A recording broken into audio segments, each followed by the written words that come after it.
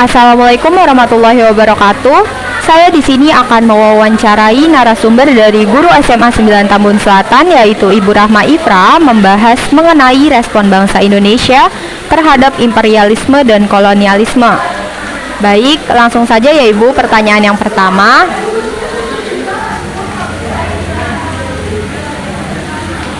Mengapa bidang pendidikan sangat mempengaruhi dampak kolonialisme di Indonesia? Jadi dengan adanya pendidikan itu akan muncul yang namanya golongan-golongan terpelajar yang kemudian dia sadar akan nasibnya sebagai bangsa yang ketika itu sedang terjajah oleh bangsa Belanda. Nah, yang ini yang kemudian menimbulkan rasa nasionalisme melalui dari pendidikan yang telah dinyam oleh para pendiri bangsa kita dulu. Baik, pertanyaan yang kedua yaitu apakah latar belakang Ki Hajar Dewantara dan Taman Siswa? Dalam sejarahnya, Ki Hajar Dewantara ini adalah anak dari keturunan bangsawan Yogyakarta yang kalau tidak salah Ibu dia adalah pangeran dari Pakualaman, ya, yang mempunyai silsilah langsung dari Sunan Gunung Jati. Oke, nah karena dia terlahir dari keluarga bangsawan, maka nanti dia mendapatkan hak istimewa di mana dia bisa mengenyam pendidikan Stovia yang dibentuk oleh Belanda ketika itu ya. Nah, kemudian di sini karena Ki Hajar Dewantara ini dia mempunyai fisik yang khusus kayak gitu ya, dan pada akhirnya di tengah pertengahan dia menjalani pendidikan di Stovia, dia sering sakit-sakitan. Nah, oleh karena itulah nanti pada akhirnya si Ki Hajar Dewantara ini beasiswanya di Stovia itu pada akhirnya diputus kayak gitu ya, dan pada akhirnya nanti perjuangan dia dalam Stovia itu nggak berakhir sampai di situ. Kemudian dia mulai untuk menulis ya, dia menjadi wartawan yang tahun 1912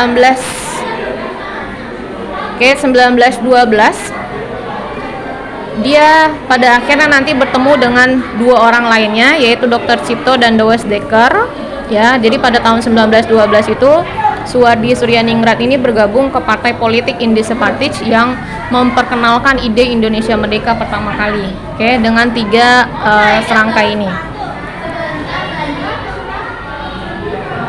Nah, puncak dari pekerjaannya sebagai wartawan ini, ia menulis sebuah artikel yang judulnya itu adalah Andai Aku Seorang Belanda ya.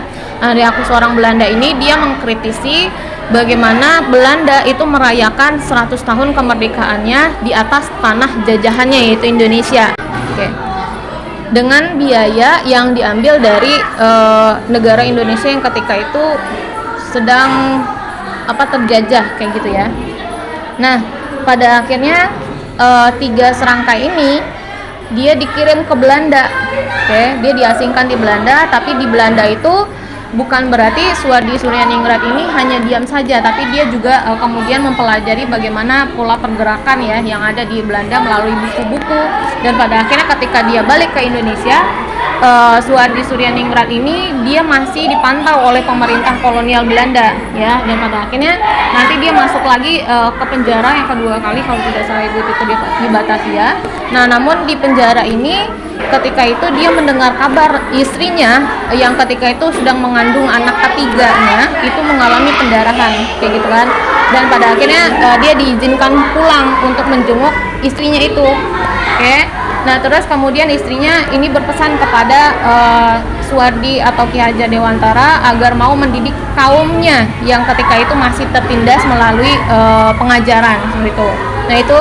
Nah kemudian ketika dengan istrinya mengatakan demikian, maka Suwardi ini mendapatkan suatu ilham ya, dan ketika tahun 1922 Suwardi Suryaningrat akhirnya nanti mendirikan sebuah perguruan Taman Siswa ketika itu ya, ketika dia bebas dari penjara tersebut, dan kemudian dia mengganti namanya dari Suwardi Suryaningrat itu menjadi Ki Hajar Dewantara.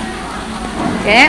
Nah, kemudian untuk sejarah Taman Siswa itu sendiri, setelah didirikan oleh Ki Hajar Dewantara tahun 1922, memang nanti ada ya, taman siswa itu kemudian nanti kan mengalami perkembangan yang cukup signifikan. Jadi banyak warga Indonesia atau orang-orang Indonesia yang belajar di taman siswa.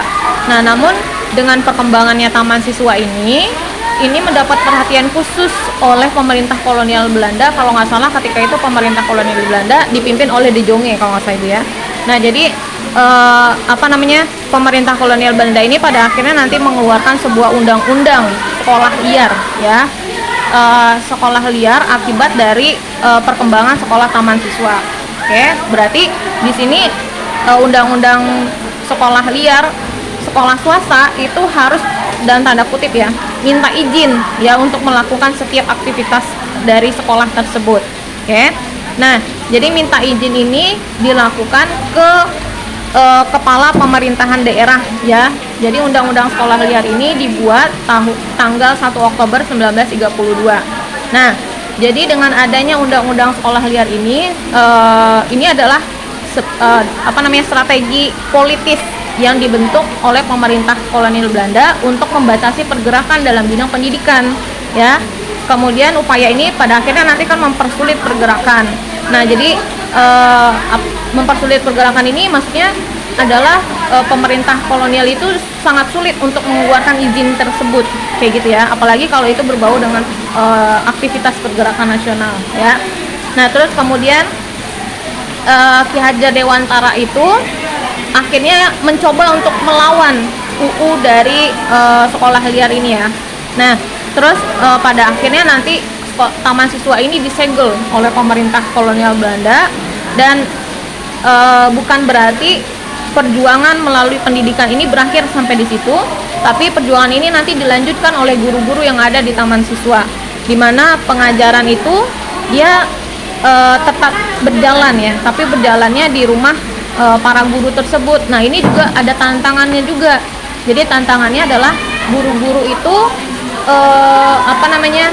siap ibaratnya untuk kalau misalkan diketahui oleh Belanda kan artinya di sini dia melanggar UU sekolah liar ini ya. Nah, artinya guru ini bisa masuk penjara kayak gitu ya. Nah, jadi itu sudah ditekankan oleh Ki Hajar Dewantara. Jadi kalau misalkan ada guru yang di penjara, nanti dia digantikan lagi oleh guru lainnya. Jadi pendidikan itu nggak berhenti sampai di situ kayak gitu ya. Oke. Nah, terus kemudian nanti tahun 1936 sampai dengan 1940 ini undang-undang mengenai sekolah liar yang membatasi taman siswa ini kemudian nanti mendapat perhatian khusus dari para organisasi pergerakan.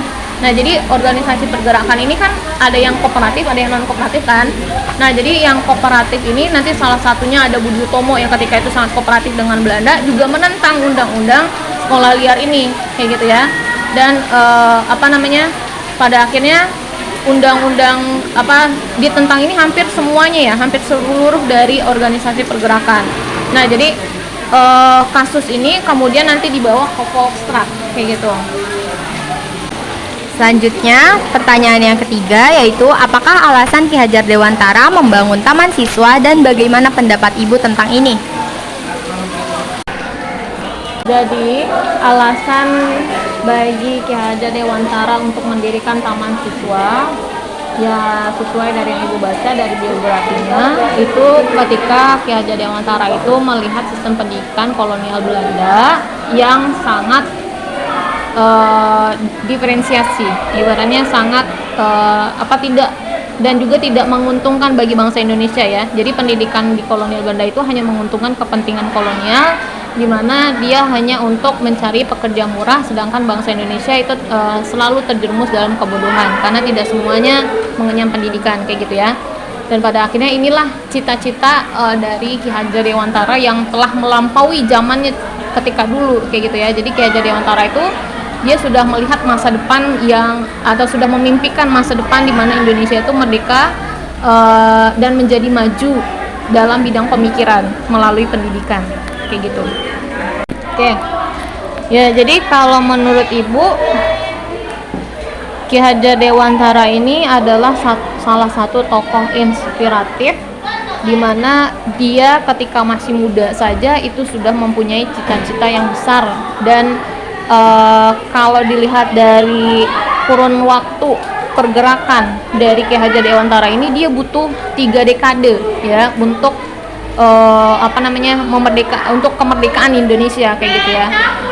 Oke, nah jadi cita-cita untuk meraih kemerdekaan itu bukan hanya merdeka dari penjajahan bangsa-bangsa, tapi juga merdeka dari kebodohan yang memenjara kayak gitu ya. Nah, jadi inilah sumbangsih terbesar bagi Ki Hajar Dewantara, yang kemudian nanti kan dia dikenal sebagai Bapak Pendidikan Indonesia. Oke, nah jadi kalau kita lihat dari biografinya, dia yang tadinya sebagai pelajar Stovia atau seorang dokter yang kemudian menjadi juru ketik yang rajin mengkritik kayak gitu ya. Terus dia juga menjadi pendidik yang turun keluar dari zona nyamannya kayak gitu. Nah jadi ini adalah suatu kisah inspiratif kalau menurut Ibu ya, tentang bagaimana seorang pemuda itu harus memiliki ide dan mimpi yang besar untuk untuk Indonesia di masa yang akan datang kayak gitu. Baik, selanjutnya yang terakhir adalah pengaruh bagi kehidupan bangsa Indonesia pada masa kini dan apa perbedaannya pada zaman kolonial dahulu.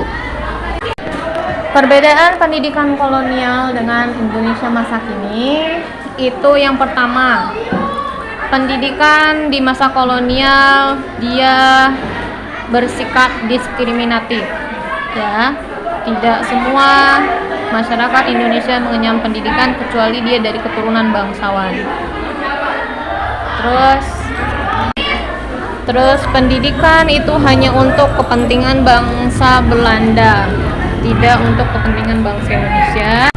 Oke, terus kemudian dasar pendidikannya adalah dasar dari pendidikan barat ya, yang berorientasi pada pengetahuan dan kebudayaan barat. Nah, ini berbeda dengan kebudayaan Indonesia kan, tentu kebudayaan barat itu.